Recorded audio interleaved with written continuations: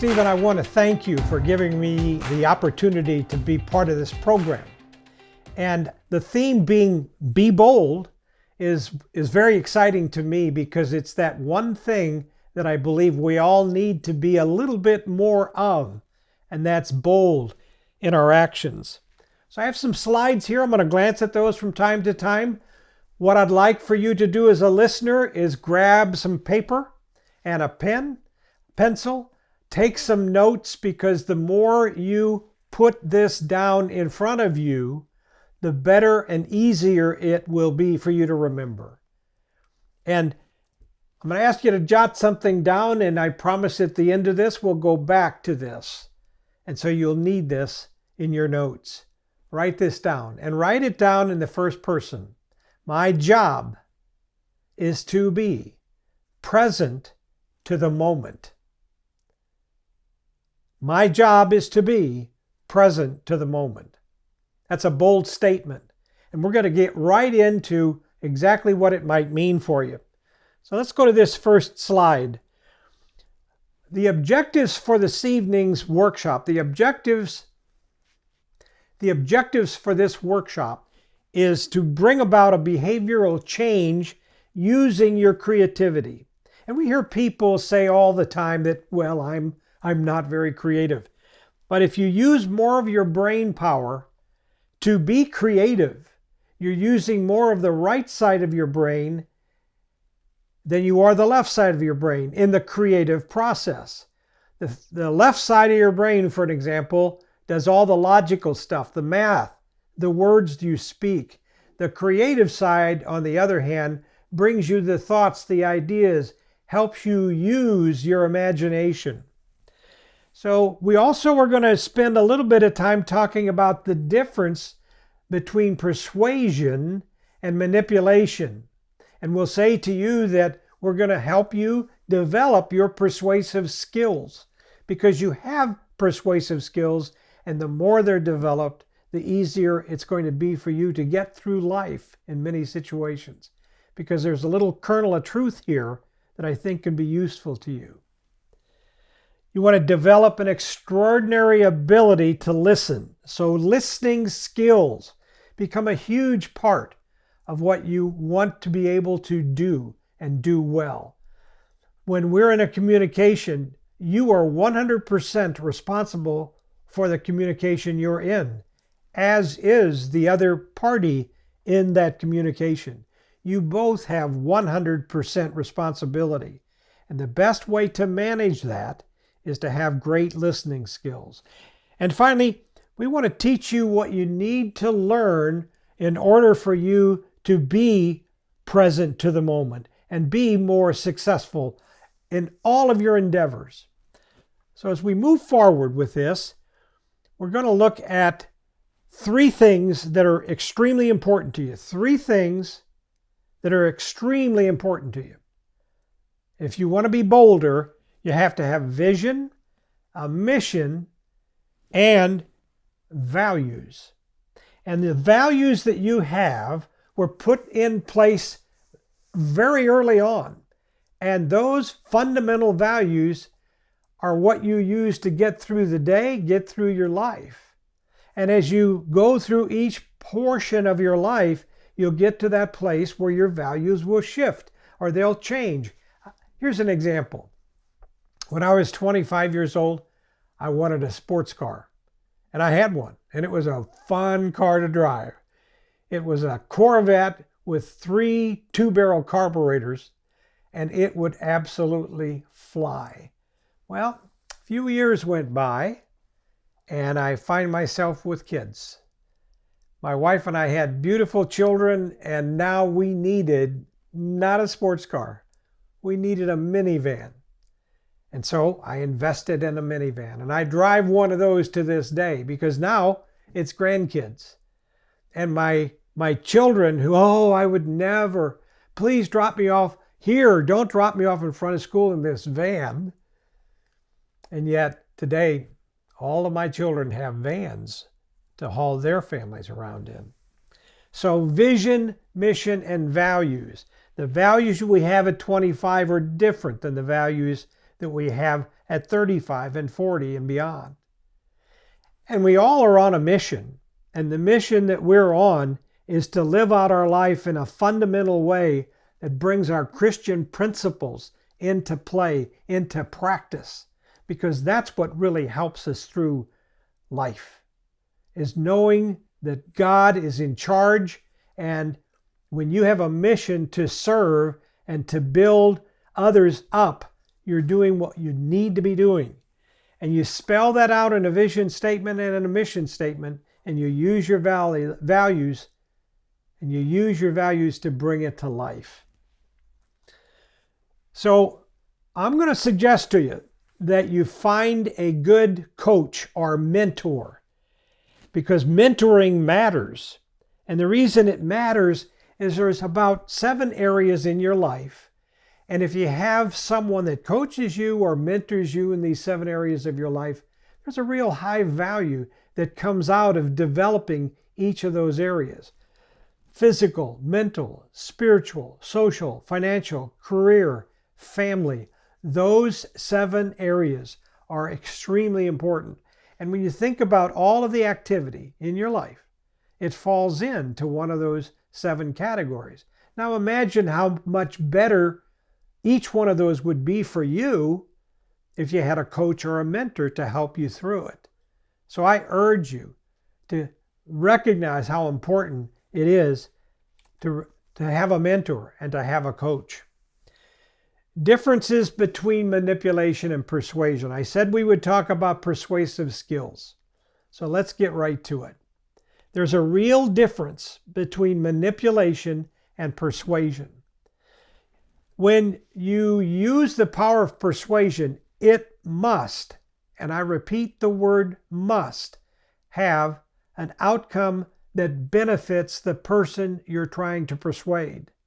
Because if it doesn't have a benefit, it's manipulation. And there's something very wrong about manipulating someone. Manipulation has a single focus.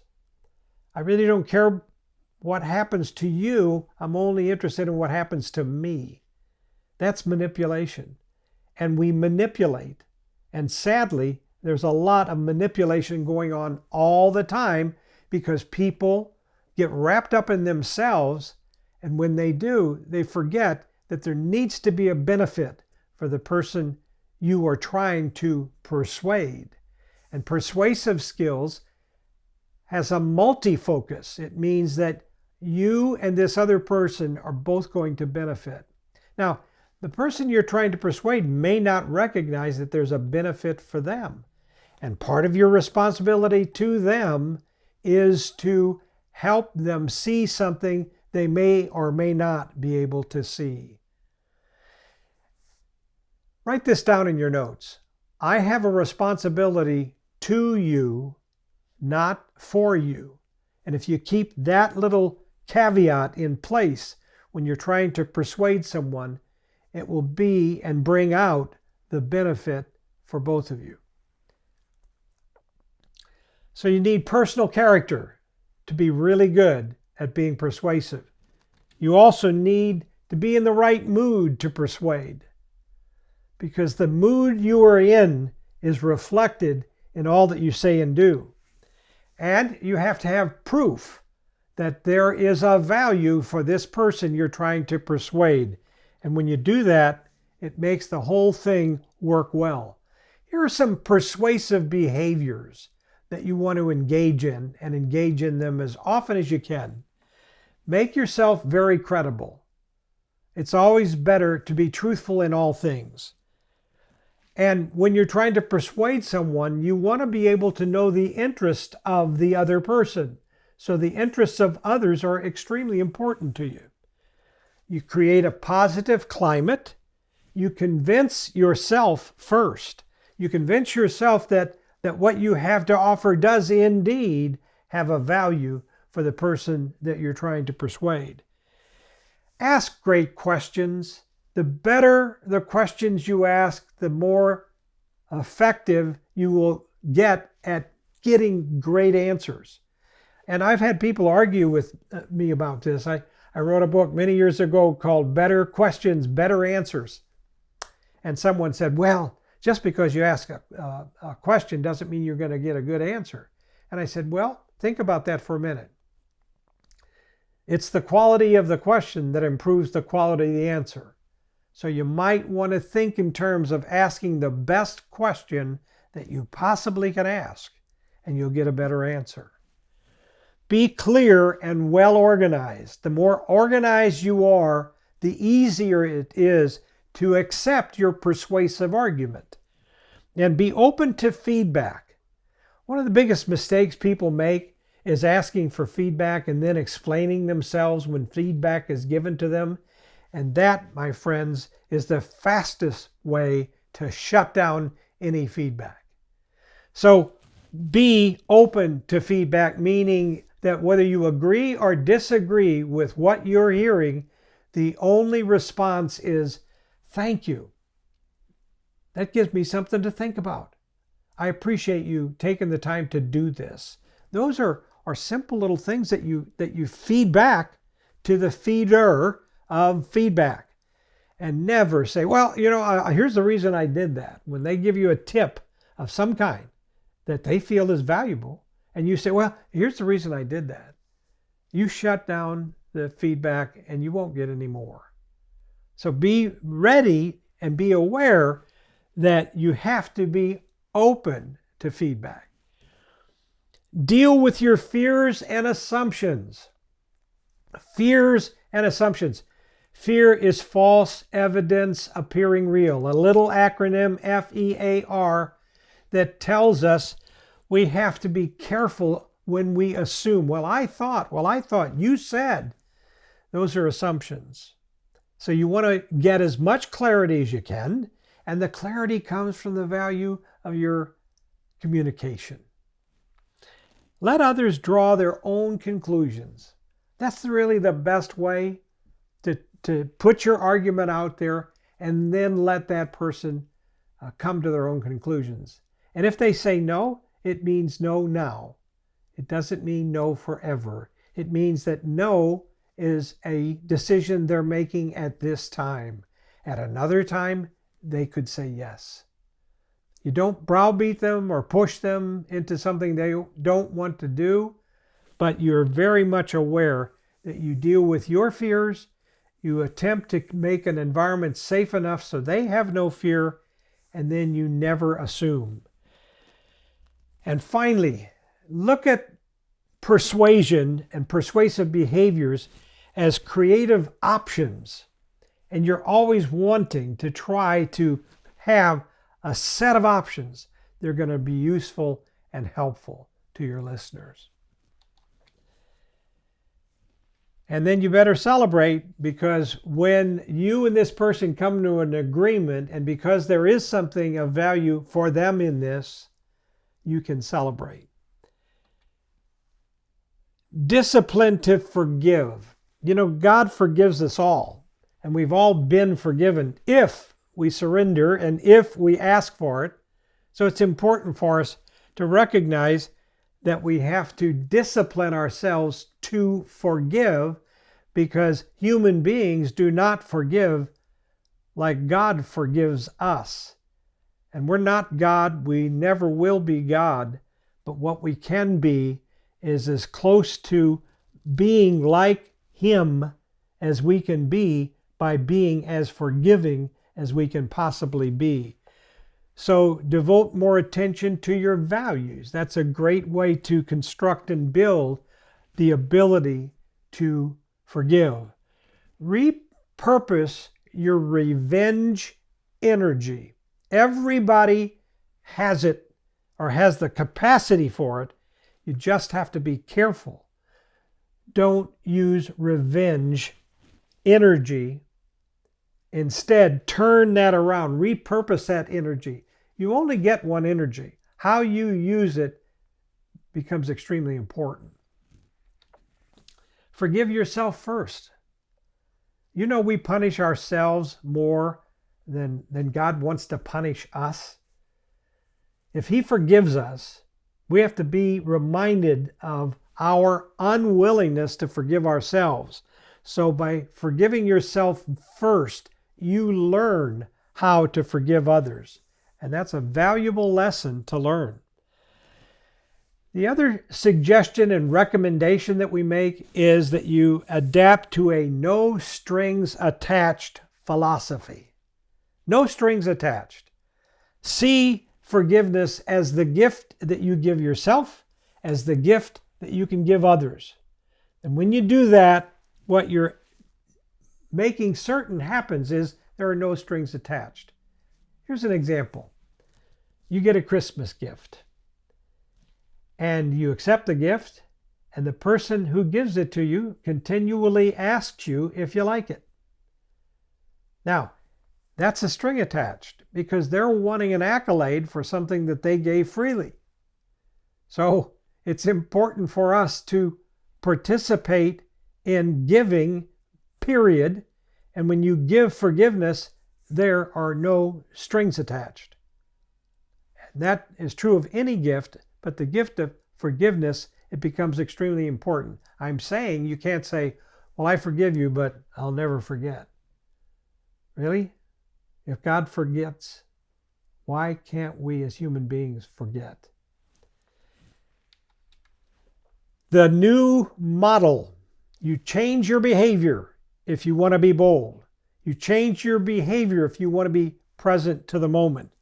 You align your perception, your reality, and your attitude into these new behaviors. And then the beginnings of an opportunity occur simply because you have a new model. And as a new model presents itself and you see your world different than you saw it before, that's indeed what perception is, your reality and the reality of those around you changes. If you're a boss, a manager, a supervisor, when you go into work grumpy, the people you manage or supervise know you're grumpy, and they will avoid you on that day. And if you had decided to have a great day and you walked in, everybody would be as cheerful as you are demonstrating you are. So that's something to think about when you think about your reality. Your reality is what you make it. And if you're joyful in all things, it means you have an attitude of gratitude. And an attitude is a mental habit. And if you took the word attitude, A-T-T-I-T-U-D-E, and you took the value of each letter as it appears in the alphabet, and you, for an example, A has a value of 1. A is the first letter in the alphabet. A, B, C, D, E. E has a value of 5. If you did that for each letter in the word attitude, and you added it up, it would come to 100%. And you and I are both responsible for our attitude 100%. And when you start feeling frustrated or aggravated with somebody else, tell yourself, I own these feelings and I can shift or change my attitude. And that's how beginnings turn into opportunities. And new beginnings come from a new model. Ask yourself these 3 questions. Am I indifferent in any way regarding other people's concerns? Do I just blow off what somebody else has said to me, or do I take it into account? That's a great question to ask yourself, not just in this moment, but from now on. Do I become upset because I'm impatient? Now, I find myself still struggling with my patience. I am not a patient person, but I need to be. And you know who I need to be most patient with? Me. If you are patient with yourself, the value comes from what you understand patience to be. Here's the 3rd question, and a good one. Do I always see interactions with others as an opportunity to build my reputation as a person of influence, as a leader? And you say, oh, I'm not a leader. You know, I just teach school. Well, you're teaching school, you're in a leadership role. All of us are in a leadership role. Someone is looking at us and focusing their attention on us, and they see us in a leadership role. So, do I always see interactions with others as an opportunity to build my reputation as a person of influence? And a person of influence is one who is transparent, authentic, willing to share their faith, willing to say that they know God's in charge. All of those things can be of high value. And I urge you to take these 3 questions and ask yourself these 3 questions often. Go back to feedback for just a minute. There's some guidelines for getting great feedback. And we said that the way to shut it down is to start explaining why you do what you do when someone gives you feedback with regard to what you do. So you may have to listen to that a couple of times to catch it, but I know, because I live it, that that is what really makes feedback work for you or work against you. You have to be willing to accept it. So minimize I. The next thing to do is listen more than you talk. And that's a tough one. And here tonight, I'm doing all the talking and you're doing all the listening. But I promise you that if you put these things into practice, it'll bring value to your life. Confirm what you think the person said. All right, so we're in a conversation and this is what I think you said. And you repeat what you think they said. And if they say, yeah, that's it, you were a great listener. If they say, well, this is what I meant, that's fine. But don't go back and say, well, you said. No, just say, okay, that's great, thanks. Thanks for the clarification. Avoid assumptions. Get rid of them. Remember we said they don't serve you at all. And ask for opinions. I need your opinion. Give me your impression of this. What are your thoughts on this?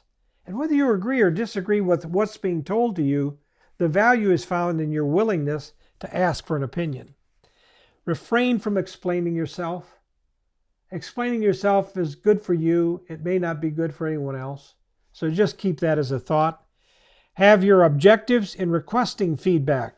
When you ask someone for feedback, you want to lay out what it is you're looking to learn.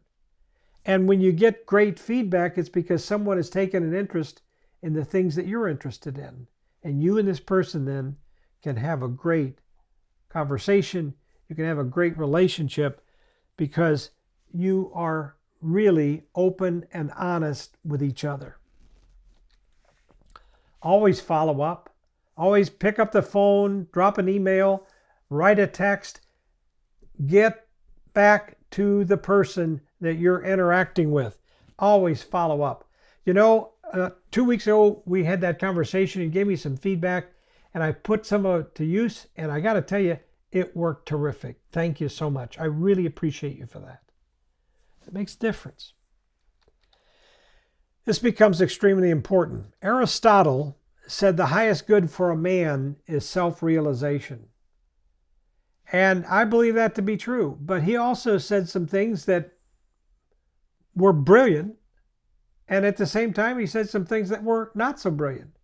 He believed that people needed to be independent. And I think independence is great. And I think there's a place for independence. But I believe more fully in the fact that we were wired for relationships. And we need to interact with others. And we need to be able to count on others, depend on each other, and help each other get from where we are to where we want to go. Knowing your strength in how you learn and think and acting on this knowledge is the key to performance. And that comes from a gentleman named Peter Drucker, who was a person who all over the world gave business advice. And in all of that business advice, he always advised that you find your spiritual self and grow your spiritual self. So I want you to hang in there. This is our website, www.aimyoursights. We have a survey on that site, and you can invest in that survey for about $60.